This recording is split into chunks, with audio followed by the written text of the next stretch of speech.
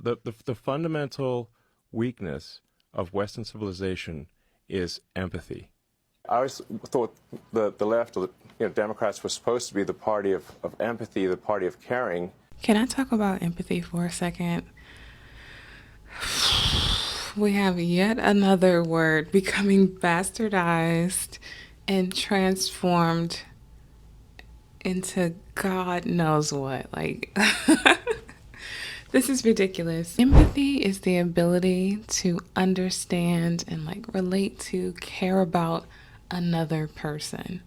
So, first of all, having empathy for a vehicle, I don't understand that logistically. It doesn't have feelings. It doesn't have emotions. It doesn't have a social security check that you're cutting off. It doesn't have a grandma who's suffering with medical bills and actively being oppressed right now. So I don't understand how it can have empathy for a building or for a vehicle. And it's so crazy being gaslit in this moment.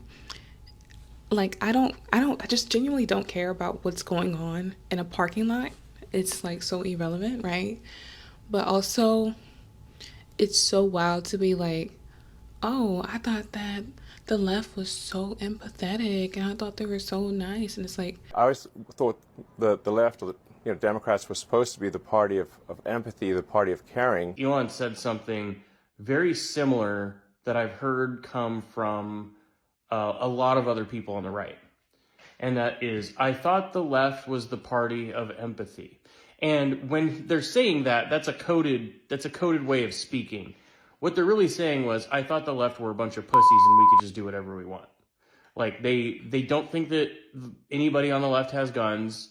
They don't think any of the left are intelligent. They just think everybody is an emotional disaster and we're going to melt down. Everybody think that on the right, not everybody, I shouldn't say everybody. The people on the right, a lot of people on the right, think that the entire left is made up of this one person, that everybody is just a flavor of this one singular person.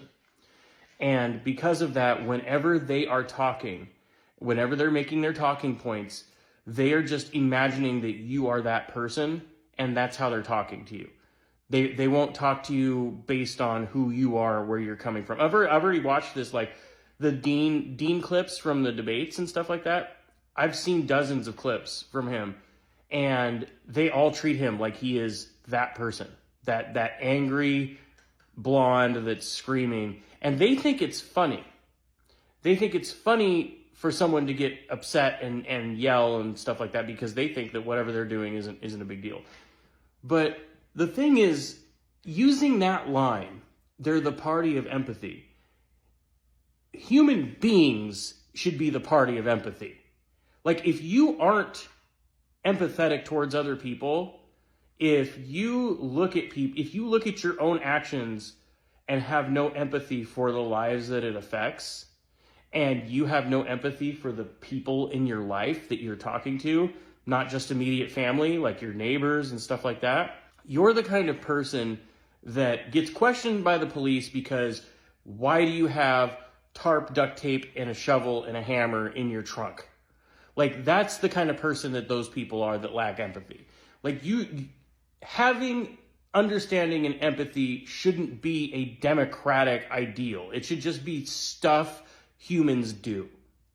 If there's somebody hurting, if there's somebody in pain, you should have in your brain, when you see somebody struggling and suffering, some type of chemical response that says, I feel bad that that's happening to that person. Now, what you do with that, that's up to you. You don't have to give every homeless person money. You don't have to help every single person in the world that's struggling, because there's a lot of people struggling in the world. I understand that. But if you don't have that basic chemical process, it's not a party problem, it's a you problem. Empathy is just cucked feelings, bro.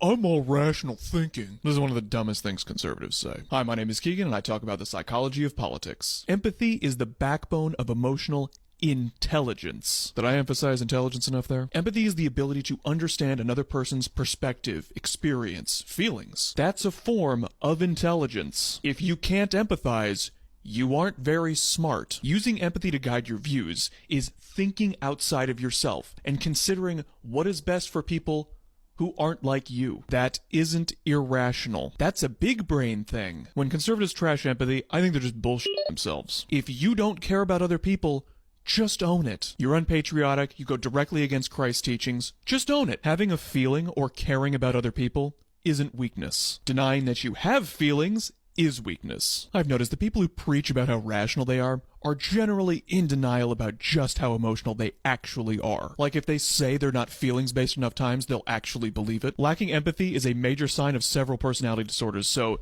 keep trashing empathy, conservatives. Okay, I get no empathy. I literally, look at me. Black, a woman, a veteran. I mean, oh my God, disabled. Like, I mean, I get zero empathy. So, like, for some rich weirdo dude, like a laminated face, to be telling me, like, oh no, like, you should be having, like, empathy for me and my richness. It's like, what? Especially from the party of people who were like, empathy is a weakness, don't care about those disabled people, don't care about those veterans, don't care about that old lady in her walker struggling that can't make it to the Social Security office. Like, don't care about them. And it's like, oh my God. Oh my God. And I want to tie two things that have absolutely nothing to do with each other. Listen, I am not your like foot soldier, social justice warrior, whatever type of stereotype that you're about to project on me. It's not that. It's just, I'm trying to understand the world around me and I'm just having a conversation with you. And what kind of blew me away in the news as well, it was two different stories where this lady, you already know, I don't even need to tell you. She goes into this Mexican restaurant, right? They wouldn't let her use 2 coupons. What type of ghetto shit is this? They would not let her use 2 coupons, right? So she was like, she wrote on the receipt, oh, $0 for the tip. I hope that deports you. And literally bothering Ricardo. He was minding his business. He was just doing his job. And then tried to lie and say that she wasn't there and that her card was stolen and it wasn't her who was harassing these innocent people over a coupon. But then they pulled her up on CCTV. Yes, bitch, it was you. And then she asked us for GoFundMe. Money so that we could pay for her to learn about diversity. Listen, y'all want segregation so bad? No more Mexican restaurants for you. Like, why was you even going in there bothering those people? One thing that I think is genuinely unappreciated about this administration is the extent to which they're all a bunch of degenerate segregationists. And I know that sounds hyperbolic. I know that sounds like I'm even being a little hysterical. But how else do you explain the DOD under Pete Hegseth taking down a page celebrating Jackie Robinson, taking down pages celebrating the Native American code talkers during World War II, taking down a page celebrating Japanese American soldiers during World War II? How else do you explain them attaching the DEI to the page of the first Black Medal of Honor winner, of them doing as much as they can to erase the contributions of women, Black people, and other non-white people from the compendium of American military history? How do you explain the fact that in other areas of the administration, they're doing everything they can to remove any mention of Black people, women, other non-white people, and people with disabilities? How do you explain the fact that they have fired military officers, highly decorated, good at their jobs, for no other reason, for no other apparent reason at least, than that they're Black or women? They're a bunch of segregationists. It's a segregationist movement. The people who are behind them, some of the intellectual architects, are even open about the fact that they want to roll back the Civil Rights Act of 1964. And although they have not spoken about it yet, I assume that some of these people have Brown v. Board of Education in their crosshairs. They do not believe that if you are not straight, white, male, and able that you deserve a place of respect, consideration, or due regard in American society. They just don't believe it. And their actions show that assessment, my assessment of them, to be true. Next story. This lady, she goes into a gay jazz bar with that hat on, trying to antagonize, trying to bother, trying to trigger those people. Probably about to hate crime those people, right? And was mad whenever they told her to leave. Like, listen, you got to go. Don't come over here disturbing our peace. There's not a lot of safe spaces for us. Just like you want it. Listen, just like you want it. You didn't want anybody to be safe. You didn't want anybody to have peace. You didn't want anybody to have money besides. You didn't want anybody to have a good time. You didn't want anybody to have education. But you got it. Go over there and do your own thing. Just go away.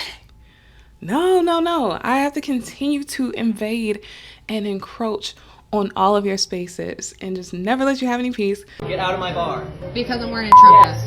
A queer-friendly jazz bar has responded to backlash for kicking a woman out for wearing a MAGA hat. On Friday the 14th of March, staff at Chatterbox, a jazz bar in Indianapolis, Indiana, told Elise Hensley to leave their establishment as she was wearing a Make America Great Again hat. Get out of my bar. Why? Because you're a Trump supporter. I know, but don't you guys want our money? No, actually we don't. Taking to Instagram on Monday the 17th of March, the bar addressed the incident, writing, "On Friday, March 14th, a group of individuals visited Chatterbox and intentionally misgendered and harassed a Chatterbox employee, resulting in them being asked to leave by our staff. They then continued verbally assaulting our patrons and staff and threatened our establishment. We do not tolerate dehumanizing or disrespectful language or symbolism in our establishment." Elise Hensley, the woman who was told to leave, claimed the incident was discrimination. You know this is like discrimination, right? Oh, boo-hoo! Get out of my bar. Elise has since been interviewed on a local news channel in which she said, I wore that hat because I do love our president of the United States. He is our president. I do appreciate that, and I don't think I find anything wrong with me wanting to wear a Trump hat because he is our president. In response to Chatterbox's statement, Elise told the news channel that she did not misgender anyone at the bar and that she would have willingly taken off her hat if she was asked. This is the first time I've ever done this, worn a red Trump hat at the bar. So I was a little, nervous. I want LGBTQ conservatives to come out of the closet and be seen and have these conversations with people. It's very important. Stephen Barraza is no longer allowed to wear his red MAGA hat inside Sacramento's Badlands bar. Badlands posted their MAGA ban on social media, reading in part, "Recently, a guest entered the bar wearing MAGA attire, which led to discomfort among some patrons. And moving forward, MAGA-related attire will not be allowed in the venue." Barraza took this photo of himself inside Badlands Friday night and believes Badlands' new rule is because of him. He says he was in the bar for an hour and he was the one made to feel uncomfortable. There would be a couple people that say, "Oh, you don't belong in here. You should be ashamed of yourself for wearing that." Barraza was in this group of log cabin Republicans, a political group representing LGBTQ conservatives. They were together for the California GOP convention. This is discrimination, plain and simple. Preston Romero is the Sacramento Log Cabin Republican president and was also at Badlands with Barraza. President Trump has been one of the most outspoken supporters of the gay community.